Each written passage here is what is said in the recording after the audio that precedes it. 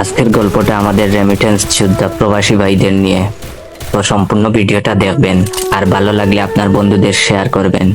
যখন দেশের বাইরে প্রথম প্রথম আসলাম, তখন রবিন নামের এক বাংলাদেশি ভাইয়ের সাথে রুম শেয়ার করে থাকতাম। একদিন রুমে এসে দেখি উনি লাগেজ গুছাচ্ছেন। আমি হেসে বললাম, দেশে যাবেন? তখন দেখি ভাই তো মহা খুশি। রবিন ভাই লাগেজের চেনটা লাগিয়ে হাসি মুখে বলল, ভাই 8 বছর পর দেশে যাচ্ছি, মনে তো আনন্দ হবেই। ছোট বোনটাকে এতটুকু দেখে এসেছিলাম, আর এখন তারই বিয়ে হয়ে যাচ্ছে।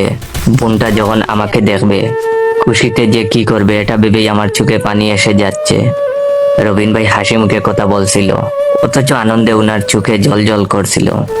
এমন সময় রবিন ভাইয়ের বাবা ফোনে ওনার কাছে জানতে চাইলো, কিরে, শুনলাম তুই নাকি দেশে আসবি। রবিন ভাই হাসি মুখে ওনার বাবাকে জানালো, হ্যাঁ বাবা, আসবো। ছোট বোনের বিয়ে, বড় ভাই কি না এসে পারে? অপর প্রান্ত থেকে ওনার বাবা বললেন, তোরে শুধু শুধু এত টাকা খরচ করে আসতে হবে না, বিয়ে ঘরোয়া পরিবেশেই হবে। তাছাড়া নতুন জমি কিনেছি, টাকা পয়সার একটা বিষয়, তাই আসার দরকার নাই। বাবার সাথে কথা বলা শেষে রবিন ভাই যখন ছোট বোনকে জিজ্ঞেস করলো, কিরে, তুইও কি চাস আমি তোর বিয়েতে না আসি?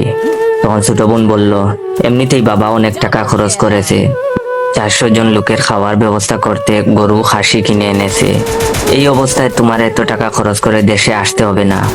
রবিন ভাই ফোনটা রেখে যখন লাগেজ থেকে কাপড়গুলো নামাচ্ছিল, তখন ওনাকে জিজ্ঞেস করলাম, ভাই আপনি কি দেশে যাবেন না? চোখের জল মুছতে মুছতে রবিন ভাই বললেন, বাবা বিয়েতে আয়োজন করছে 400 লোকের, আমি গেলে তো 401 জন হয়ে যাবে। একজনের দায়িত্ব বাবা নিতে পারবে না, তাই যাব না। সেদিন নিজ চোখে একজন প্রবাসীর কষ্ট দেখছিলাম একজন প্রবাসীর সাথে তারাই কাছের মানুষগুলো কেমন নির্মম আচরণ করে। প্রতিদিন কাজ শেষে রবিন ভাই তার ছোট ভাইকে ফোন করে বলতো বাড়ির আশপাশটা একটু ভিডিও করে পাঠাতে, কিন্তু ছোট ভাই বিরক্ত হয়ে ফোন রেখে দিত। অথচ সেই ছোট ভাইকে কয়েকদিন আগে রবিন ভাই বাইক কেনার টাকা পাঠিয়েছে। আমি যখন নতুন আইফোন কিনলাম, তখন উনি আইফোনটা হাতে নিয়ে বললেন, এটাই তাহলে আইফোন যার জন্য মানুষ এত পাগল? তখন আমি বললাম, আপনিও তো একটা আইফোন কিনতে পারেন, কি একটা ফোন ব্যবহার করেন, অর্ধেক ভাঙ্গা। উনি হেসে বললেন, কিনবো একটা আইফোন ছোট বোনের জামাইয়ের জন্য। আমি ওনার দিকে তাকিয়ে মনে মনে ভাবতে লাগলাম, সব প্রবাসীরা কি এমন হয় যারা নিজের জন্য একটুও ভাবে না? প্রতিদিনই রাতে রবিন ভাই খুব কাশতেন। একদিন ওনাকে বললাম, ভাই এবার অন্তত একটা ডাক্তার দেখান, আপনার শরীরের অবস্থা তো খুব একটা ভালো না। উনি কাশতে কাশতে বললেন, এখানে ডাক্তার দেখাতে যত টাকা খরচ হবে, সেই টাকা দিয়ে বাবা নতুন একটা জমি কিনতে পারবে। আমি তখন রেগে বলতাম, তাই বলে নিজের জন্যই কিছুই করবেন না? উনি এসে বলতেন, কয়েকদিন পর ডাক্তার দেখাবো, আসলে ছোট ভাইটা নতুন ব্যবসা করবে, তার জন্য আলাদা টাকা পাঠাতে হবে। এই অসুস্থতার কারণেই রবিন ভাই একদিন হুট করেই পরপারে পাড়ি জমান। ফোনে যখন ওনার বাবাকে বিষয়টা জানালাম, তখন উনি খুব কান্না করছিলেন।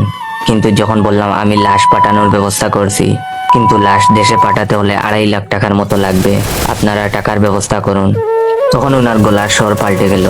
উনি আমতা আমতা করে বললেন, এত টাকা? যে ছেলে জীবিত থাকতেই দেশে আসতে পারলো না, তার লাশ দেশে এনে কি করব? তোমরা ওখানে কিছু একটা ব্যবস্থা করে ফেলো। শেষবারের মতো ভিডিও কলে আমার ছেলের মুখটা একটু দেখাও তো। আমার তখন ইচ্ছে করছিল ওনার মুখে থুতু মারি, যে কিনা নিজের সন্তানকে টাকা বানানোর মেশিন ছাড়া কিছুই ভাবতো না। ছোট ভাইকে ফোনে যখন বললাম, তোমার ভাই তো তোমার জন্য কত কি করছে, তুমি না হয় লাশটা নিয়ে যাওয়ার ব্যবস্থা করো। ছোট ভাই তখন উত্তর দিল, ভাই নাকি তার জন্য কোনো কিছুই করেনি। একই রকম উত্তর ছোট বোনও দিল।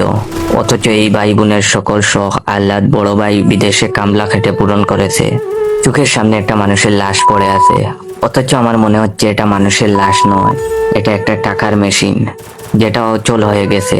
অনেক প্রবাসী আছেন যারা বছরের পর বছর দেশের বাইরে কাটানোর পরও তাদের পরিবার চায় না মানুষটা দেশে ফিরে আসুক। একসময় সেই মানুষটা অমানবিক পরিশ্রম করতে করতে মারা গেলেও মৃতদেহটা পরিবার দেশে আনতে চায় না, টাকা খরচ হবে বলে। অথচ মানুষটা পরিবারের জন্য কত আমৃত্যু কষ্ট করেছেন। টাকার কাছে মানুষ সত্যি অসহায়, টাকার কাছে মানুষ মনুষ্যত্ব হারায়, মানবিকতা হারায়। হারায় বিবেকবোধ। বর্তমান যুগে আইসাও যদি তোমরা এখনো ফ্রি ফায়ারে ডায়মন্ড টপ আপ আর টাকা খরচ করে পিছনে পড়ে থাকো, তাইলে আমি বলবো দুনিয়াতে তোমাকে মতো বোকা আর কেউ নাই। এই যে আমরা গেম আইডির মধ্যে হাজার হাজার টাকা খরচ করছি, আবার অনেকে লাখ লাখ টাকা খরচ করে ফেলছে। ভাই একটাবার চিন্তা করো তো, এই যে টপ আপ করলা এতগুলা টাকা, মানে টাকাগুলা কই গেল, কি করলা আর কি হইব ভাই গেমের পিছনে টাকা খরচ কইরা? মানে ভাই একটা লাভ আমার দেখাতে পারবা কেউ? হ্যাঁ মানে গেমটা আমরা ছাড়তে পারবো না, মানে আমার মতো ফ্রি ফায়ার পাগল যে ছেলেগুলো আছে না, ওরা এই গেমটা অন্তত ছাড়তে পারবে না। তার মানে এই না যে আমাদের এই গেমের পিছনে টাকা খরচ করতে হবে। একটা ইভোগান বের কইরা, এই ভুগান ম্যাক্স কইরা, এত কালেকশন বের কইরা লাভ কি, যেটা তোমার রিয়েল লাইফে কোনো কাজে দিবে না, এটা তোমার ওই গেমের ভিতরে পইরা থাকবে। আমাদের উদ্দেশ্যে এটাই আমার অ্যানাউন্স, ভাই গেম খেলো খেলো, কিন্তু এটার পিছনে টাকা খরচ করার কোনো দরকার নাই। আর আমি যে কথাগুলো বললাম একটু মাথায় ঢুকে ভাইবো, দেন একটা কমেন্ট কইরো আর বইলো যে আমি ভুল কিছু বললাম নাকি।